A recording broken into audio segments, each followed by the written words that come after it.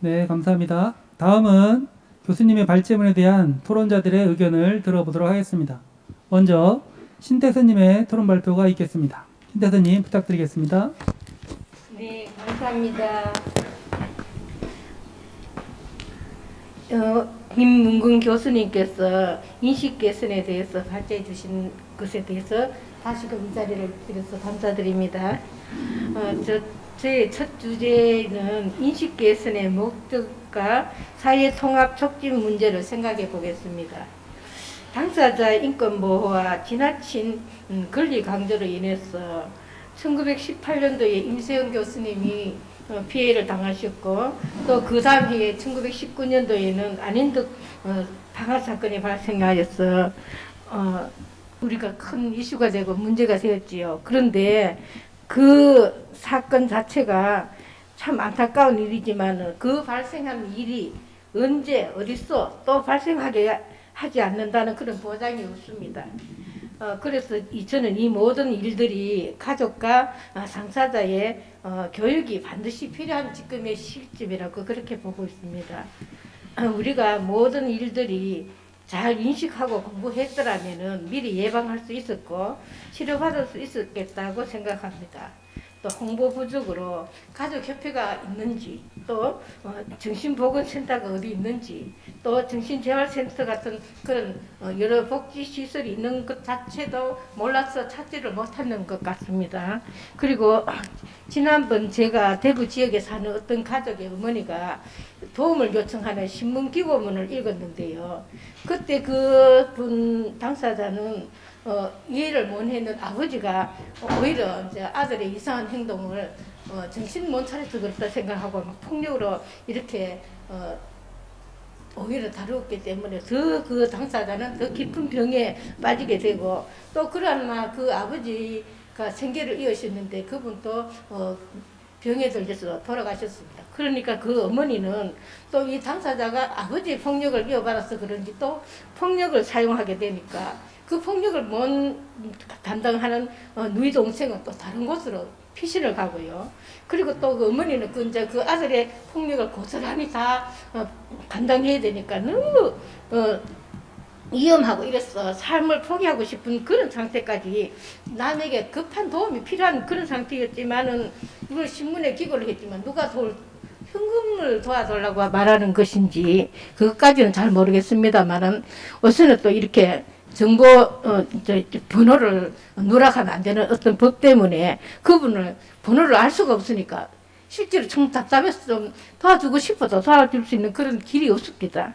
그리고 이 사건처럼 처음 병이 난 가족들이 도움받을 방법조차 모르고 있는 경우가 아주 많은 것을 보고 있습니다. 그래서 교육이 있다는 것을 혹시 알고 있다 하더라도 그 생활고 때문에 또 근무하시는 분들은 그 시간을 뺄 수가 없어서 교육에 참가할 수 없는 가족이 아주 많습니다. 그래서 이런 분들한테 국가가 책임져서 정부가 교육을 받을 수 있도록 근무처에서나 휴가를 주시고, 안 그러면 교육비를 지불해 주었어라도 교육을 받을 수 있게 하는 그런 제도가 마련되기를 정말 저는 간절히 요청하는 그런 사람입니다.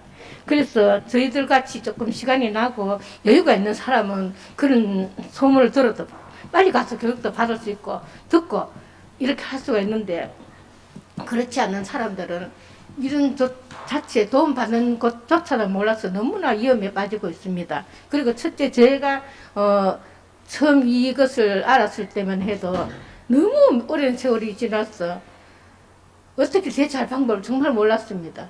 그래서 어떤 우연한 기회에 이런 교육이 있다는 장소를 알게 되어서 찾아가서 비로소 눈을 뜯는 것처럼 저도 이런 사람들을 너무 안타깝게 찾고 도움을 드리고 싶은 그런 사람이 있습니다.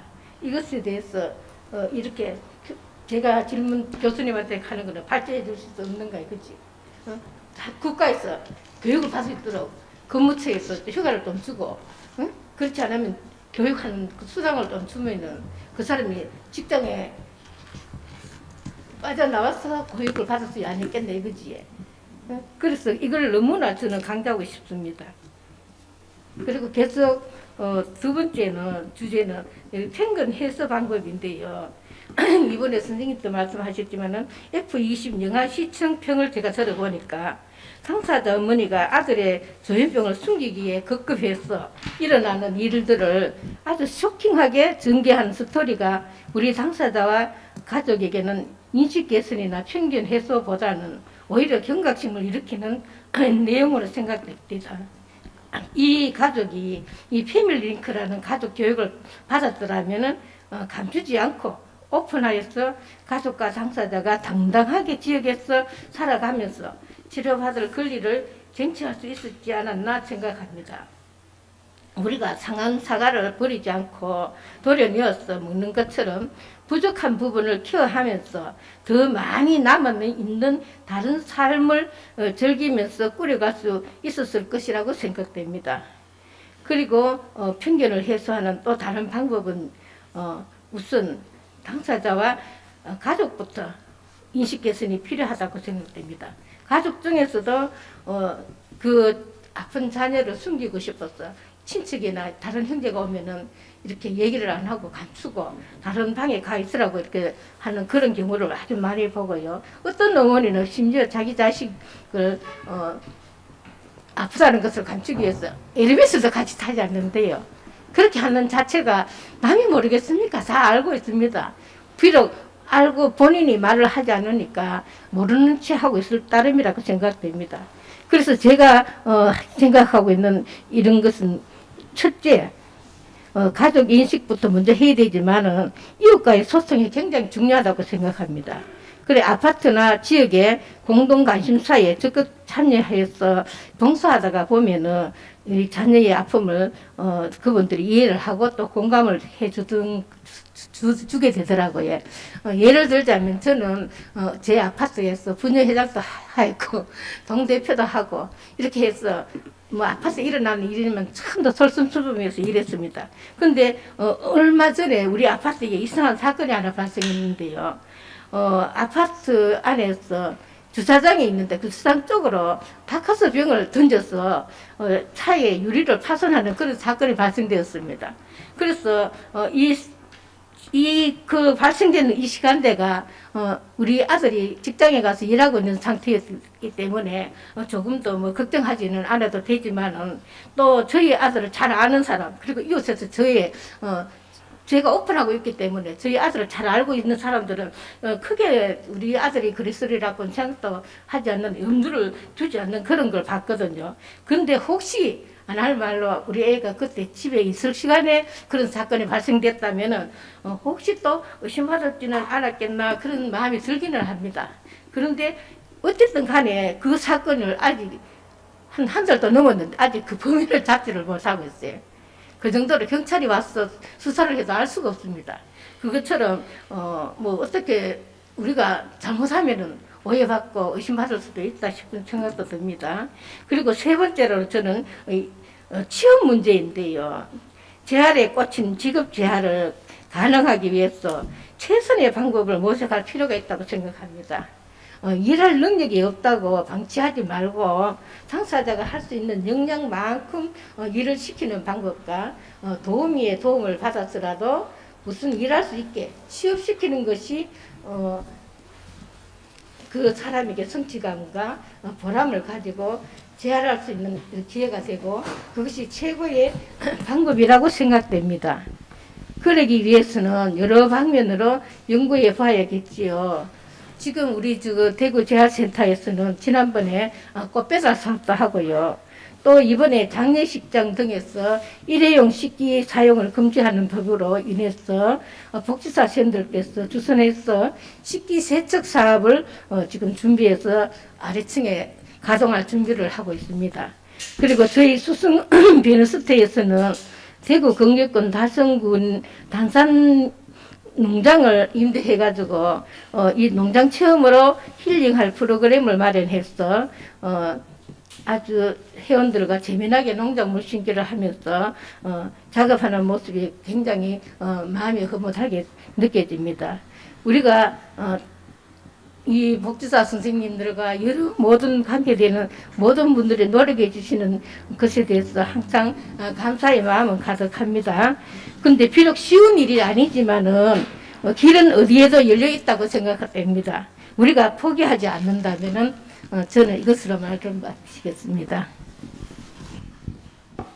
네, 신태선님의 발표 잘 들었습니다. 이게 가족의 입장에서 말씀을 해주신 것 같습니다. 그러니까 본인도 가족 교육을 통해서 조금 더 이게 질환과 자녀에 대한 이해가 넓어지고 거기에 대해서 조금 더 적응적으로 반응할 수 있는 그런 교육이 참 도움이 되었다라는 경험적인 말씀이셨던 것 같고요.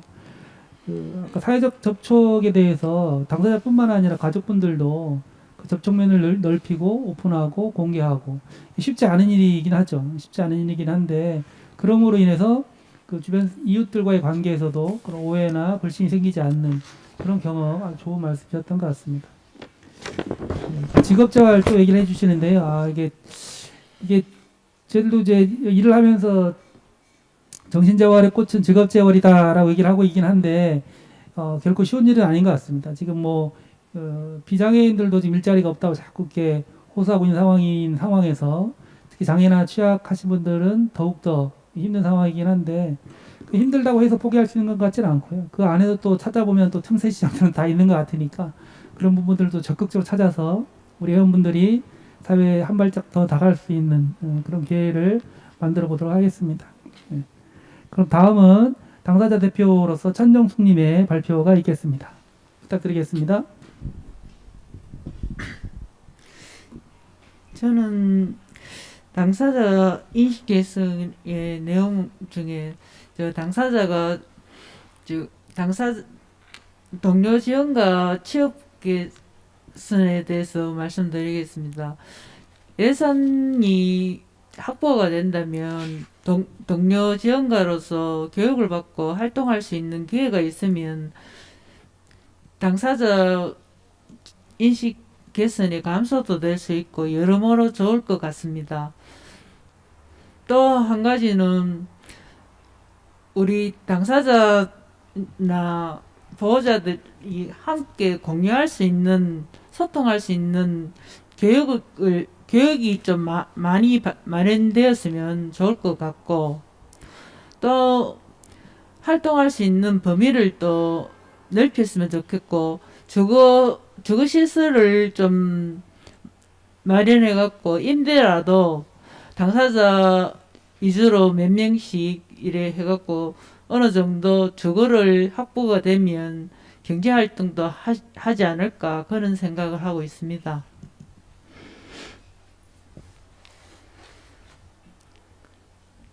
더 나아가서는 더 당사자들이 일회 홍보를 하는 것보다 자주 홍보 활동할 수 있고 이웃과 개선할 수 있는 봉사활동에 적극적으로 참가하면 인식 개선에 감사할 수 있는 도움이 안 될까 그런 생각을 하고 있습니다.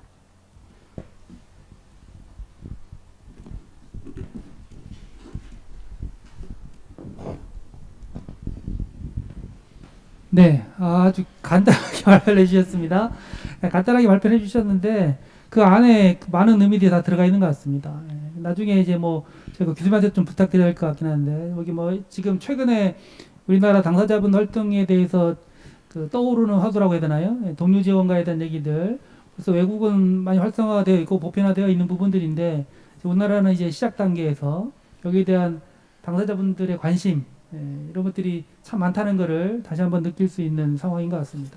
그래서 이게 어떻게 하면 조금 더 당사자분들한테 좀 더 도움이 될 수 있고 적극적으로 활동할 수 있는 장인을 마련할 수 있을까? 이건 전문가나 정책 기반자뿐만 아니라 당사자분들의 의견이 분명히 들어가야 될 부분인 것 같다는 생각은 하게 되는 것 같고요.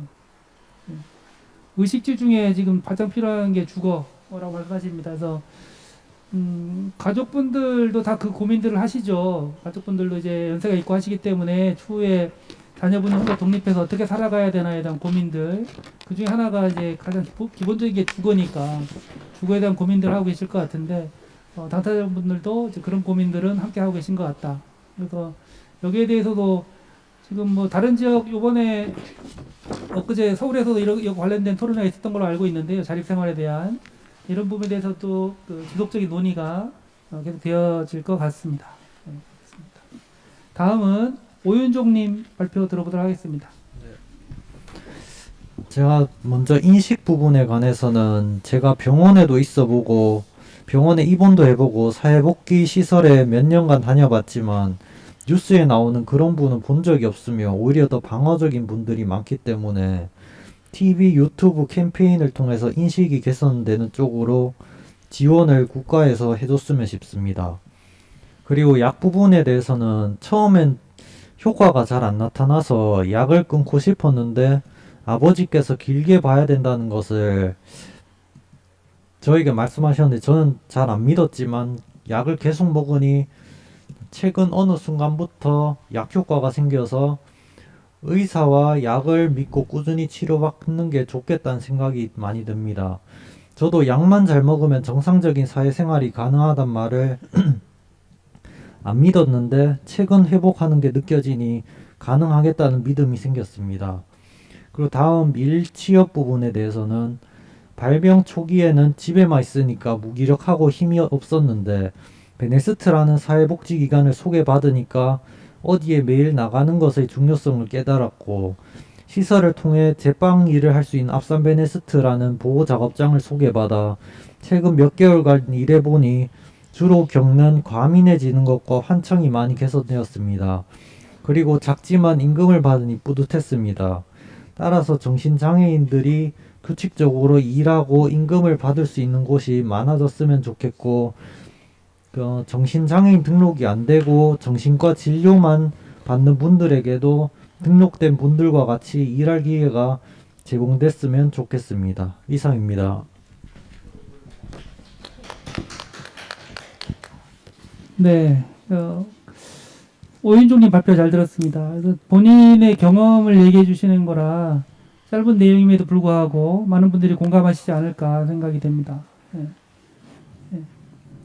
저희들이 공부하고 교육시키고 알려드리는 내용들을 너무 잘 배운 것 같아가지고 모범 답안이신 것 같아요. 그래서 자기가 왜 병에 대해서 어떻게 치료해야 되고 어떻게 재활해야 되고 어떻게 극복해야 되는지를 몇 마디 말로 정리를 잘 해주신 것 같습니다. 그러니까 이런 표현들, 이런 내용들이 지금 우리가 이것도 지금 녹화해서 유튜브로 나가고 할 테지만 이게 어떻게 코로나 이후로 이게 또 활성화되는 것 같긴 합니다. 그 전까지도 저희들이 이런 내용들을 알리고 홍보했던 얘기를 했었지만 그런 매체들에 대해서 잘 몰랐던 부분들이 있는데 최근에 이런 활동들을 하면서 이런 부분들이 한번 영상이 녹화가 되고 본인들이 본인 얼굴들을 드러내고 본인들의 경험을 얘기해주고 이런 경험들을 공유하신 분들이 많아지면 옆에 전문가나 가족분들이 약을 먹어라 하는 것보다 내가 약을 먹고 이렇게 회복이 잘 되었다라고 알려주시고 약뿐만 아니라 이런 재활, 이런 재기를 통해서 내가 어떻게 하고 있다는 걸 알려주시면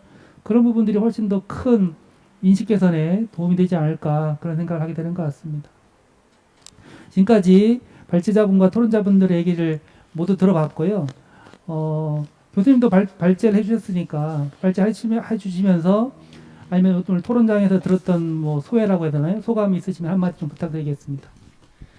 예, 그 가족분들과 당사자분께서 뭐 이렇게 여러 가지 얘기해 주셨는데 뭐 사실 당사자분들이 말씀하시는 것은 그게 실제 존재하는 현실이기 때문에 어떤 누구의 말보다 더 힘이 있고 또 진정성이 있다라고 생각이 되어지고 오늘 말씀하신 것들 중에서 뭐 몇 가지만 이제 정리를 해보면 치료가 지금까지는 저는 그렇게 생각합니다. 치료가 중요한데 치료가 어떤 면에서는 강제 치료다 보니까 치료받아야 될 의무를 많이 강조를 했어요. 그래서 위험하면 입원 치료 받아야 되고 뭐 이렇게 했는데 이 사람은 자발적으로 행동하는 주체이기 때문에 강요당하는 것을 좀 싫어합니다.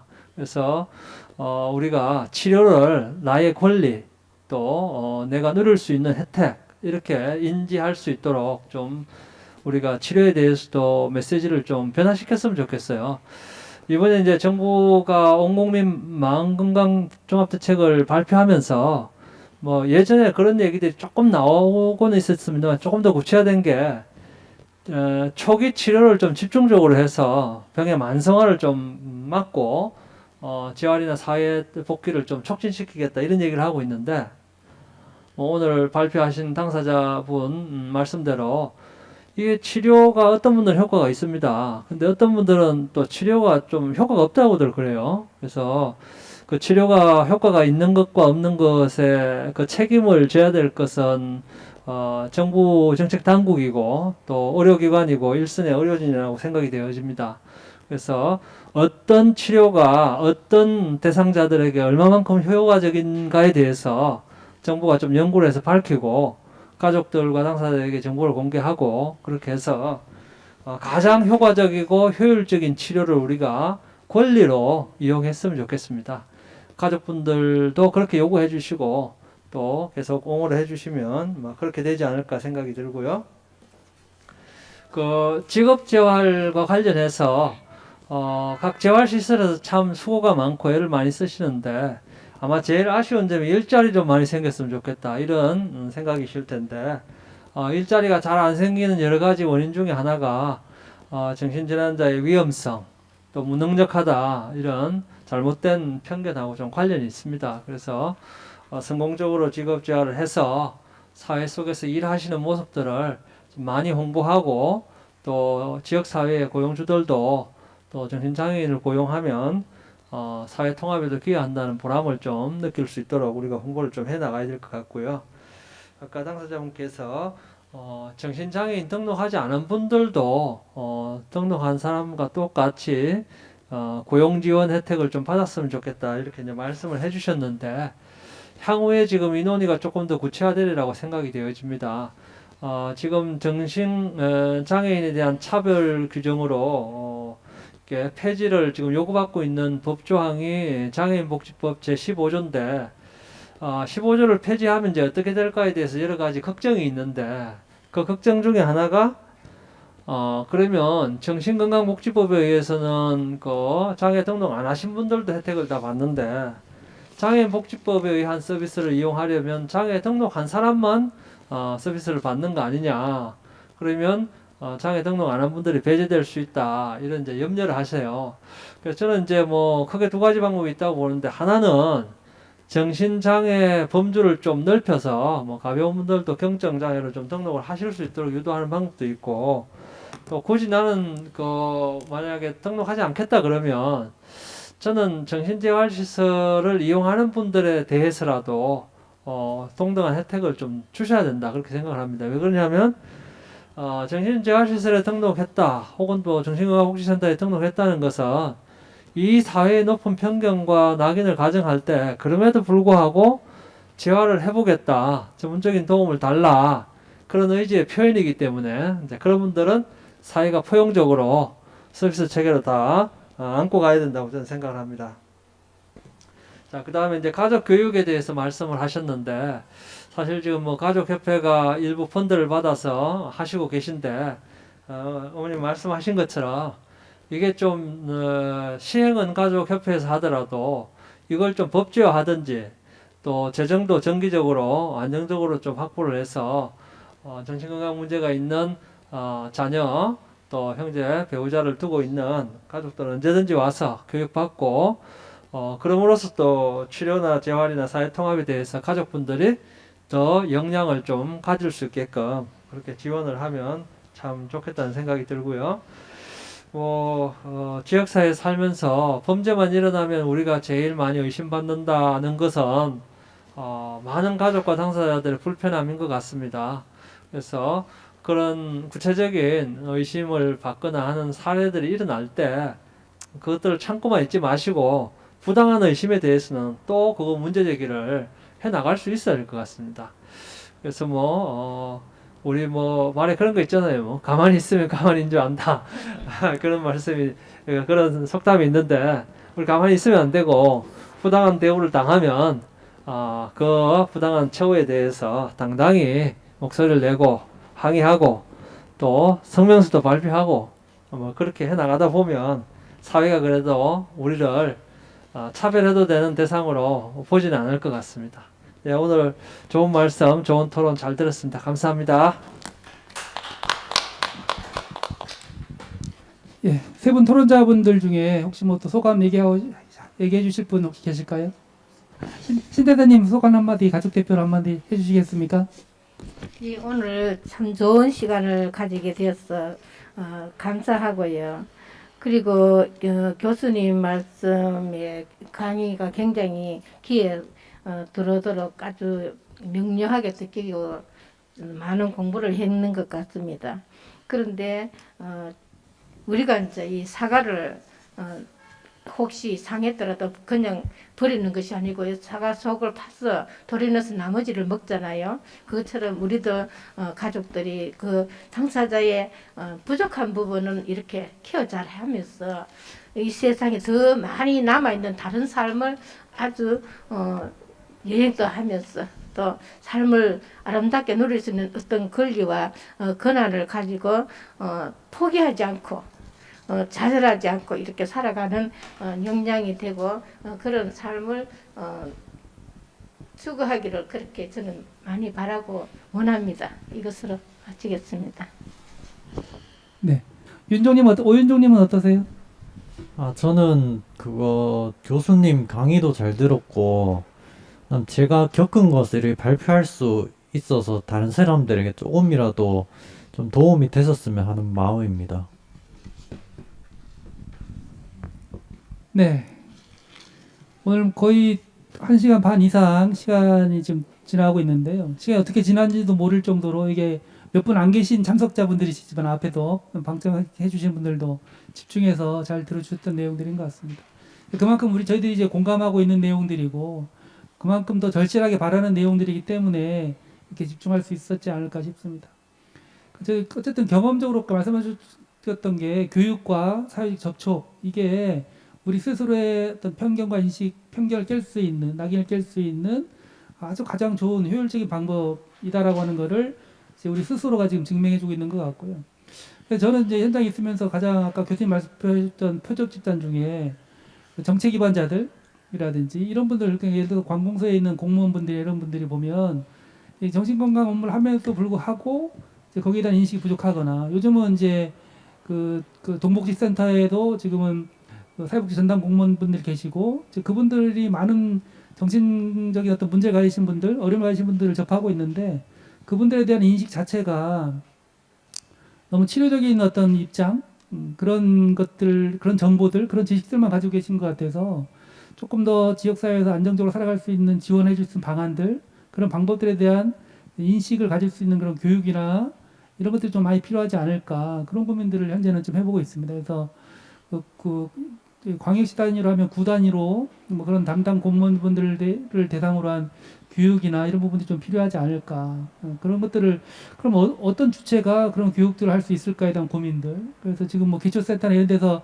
열심히 하고 계시긴 하지만 그런 것들이 좀 더 정규적으로 지속적으로 이루어질 수 있는 그런 방안들이 좀 필요하지 않을까라는 고민들은 마지막으로 좀 해보는 것 같습니다. 그래서 당사자분들의 가족분들은 열심히 하고 계시잖아요. 시설 이용하시는 분은 와서 교육 받으시고, 가족분들은 패밀리 링크라든지 그런 가족 교육들 열심히 하고 계시고, 그 외에 시민들 대상으로 한 이런 교육이나 홍보 활동들을 어떻게 하면 할 수 있을까? 그거는 전문가의 역할, 가족의 역할, 당사자의 역할들을 좀 나눠서 각자 역할들을 충실히 하면 어떨까 싶은 생각입니다. 오늘 지금 거의 한 2시간 가까이 토론에 참여해 주신 모든 분들께 감사드리고요. 그럼 이것으로 오늘 토론회를 마무리하도록 하겠습니다. 감사합니다.